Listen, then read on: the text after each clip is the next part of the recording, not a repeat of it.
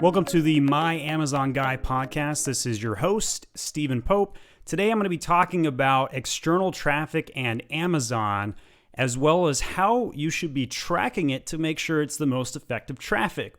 So with Amazon, they come out with new beta programs all the time.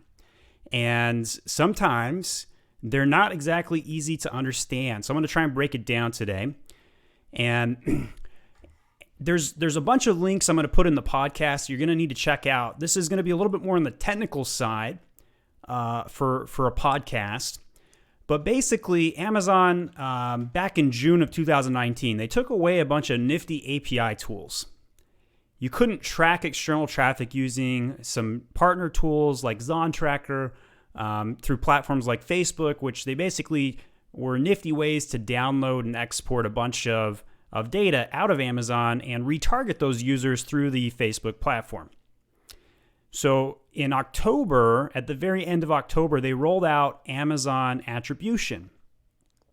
And that's basically a way for you to now preemptively test to see if your traffic that you're sending to Amazon from wherever it might be, and I'm going to actually read out a list of publishers in a little bit, everything from Facebook to Pinterest to Instagram, etc.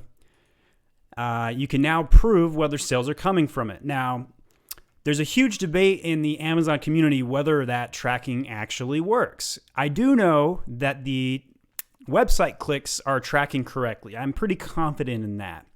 I'm not confident it's tracking sales correctly. Very difficult to ascertain that at this time. I've actually talked to a member of the attribution team at Amazon and provided some of that feedback. So there's 4 basic steps. If you haven't done Amazon Attribution yet, there's 4 basic steps. First, you need to register for Amazon Attribution. Second, you need to accept the invite by email. Third, you create your user login. And fourth, you create the tracking ID for the product that you're advertising for. So it's pretty basic. Again, the link I'm going to put in my podcast is going to demonstrate all of that information, step-by-step tutorials, pictures, etc., and how to actually set one of these up. And it's a way to help maximize your ROI, your return on investment, grow your product sales. And this is the first time that Amazon's really engaged in external traffic, because a lot of people are telling Amazon, why would I pay for people to go to Amazon if I can't prove it works? It's a huge topic of conversation right now. And the reason why this is occurring is because Amazon's entering its maturity phase. I cover that in my second podcast. And what that means is that you're going to have to go outside of Amazon to boost your Amazon sales for the first time. And you're going to have to do that. Otherwise, you're not going to be able to compete anymore, because PPC costs on Amazon have skyrocketed. At My Amazon Guy, our agency, it's the number one service that we offer our clients is to manage ads. And that's because it's getting expensive, and if you don't have an expert monitoring those bid adjustments, you're going to be losing money. External traffic is now getting to the point where it's cheap enough as compared to Amazon PPC, and with tools to track it, it now becomes something that might actually be worthwhile. Now, we don't have a lot of faith in the current attribution program, but we are testing it. And it has been out for a few months now, so I'm hoping it's getting better and better. But we haven't had a lot of success with it yet. All right, so I mentioned I was going to read some publishers, and I'm going to read this list. It's going to take me about 60 seconds to read this publisher list, because I want to show you how many different areas of external traffic are available. All right, so here's the publisher list.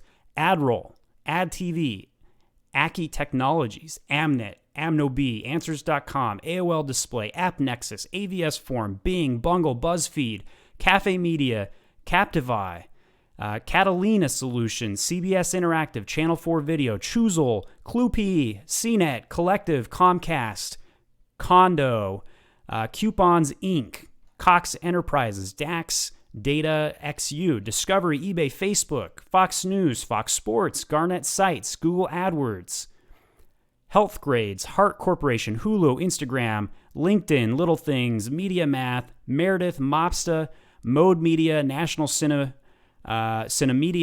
Netflix, New York Times Digital, News America Display, NFL, Oath, Obesity Help, Pandora, PayPal, PC Mag, Pinterest, Perch, Quotient, Radium One, Revenue River, Reviewed, Scripps Network Interactive, She Knows Media, S-Rax Display, Stir. I haven't heard of a few of these listed here. Tampo, Target, Taster Made, Teeds, Time, Trade Desk, Tremor, TripAdvisor, Turner Digital, Twitch, Twitter, Undertone, Unruly, Vivo Video, Videology, Vimeo, Vox Media, Walmart, Washington Post, Weather Company, WebMD, Wikimedia, Zaxxas, Yahoo, Yelp, Yumi, Zerf Video, and Zillow Group. Now, that might have been a little boring to listen to, I realize, but the reason I did that is to just show you how many places you can go buy traffic right now.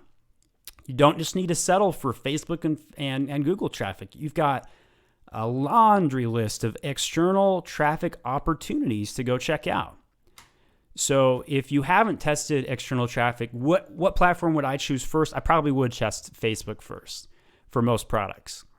I would then probably look at Google potentially, although we've seen Google really struggle as it compares to Amazon and Facebook platforms at this stage. They were first to market, though, and they've got the most demographic targeting. Many on that list I haven't even heard of, but it's definitely possible to utilize these. And if you have a click-through URL that can prove whether that media works, go throw on a couple $100 on some of these and see what happens. If you are selling something that isn't advertised that frequently on one of those platforms, you might have a niche. If I'm selling something that realtors buy and I go advertise on a realtor platform, or maybe I'm selling something that you might take on a cruise or a vacation, go advertise on TripAdvisor, push them to Amazon. You never know what's going to work. And for every 10 things you test as a marketer, 5 are going to work at best. So it's really normal to have a 50% flop rate. But once you find that 1 or 2 out of that 10 that are really exceptional, it pays for all 10's tests. So you really have to think about it from that standpoint, that you have to show up and pay the piper and test that out. Because if you don't, you're not going to be able to grow your company through various new means, especially as things get more sophisticated.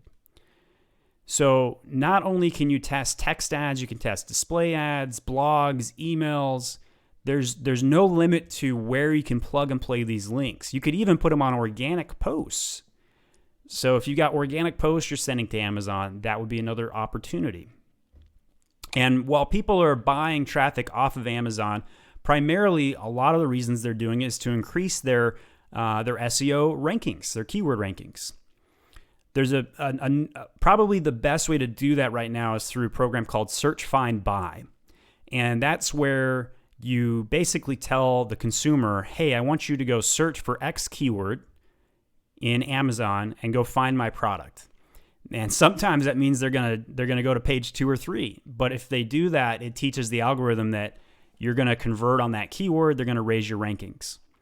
So you could mix and match your tracking and your techniques. You don't have to do just 2-step URLs. You don't have to just link them directly to the detail page. You can combine some of these strategies and track it and see what works and what doesn't. Traffic and conversion, everything boils down to those two things. And for the most part, I think most people are getting conversion correct these days. They're showing up with their optimized title, bullets, and photos and A+ content. I think everybody's drilled that point home. And so what's next? Inevitably, traffic. Got to go get more traffic to my listings. Got to get more eyeballs. Because as people are looking for the product of their dreams or their choice, they don't know about you unless you serve an ad or serve a post or some earned media in front of them. And so you can't just check it in right now with sponsored products. You got to do more than just Amazon ads. Now, if you've got a business that's already running and you're doing well, you absolutely can maintain sales traction with Amazon ads. In fact, about 10% of my clients actually had record weeks 2 out of the last 3 weeks. We saw a pretty big spike in buyer behavior. I don't know if it was coronavirus. I don't know if it was strong buyer economy, but man, we saw a lot of growth, which is good. I'm hoping we maintain that. Last week's numbers were looking pretty good for most clients. We're seeing some pretty strong Amazon buyer behavior right now. So it's a good time to go invest in some traffic. External traffic is absolutely the future of Amazon. And if you don't get on that ride, if you don't go spend time and test it, you're going to get left behind. So that's my beats on external traffic. I appreciate you guys listening. A little shorter podcast today. If you can, tell 2 or 3 other people about our podcast, we'd greatly appreciate it. We absolutely could use the exposure as we try and get more and more people to know about us. Thanks so much for listening.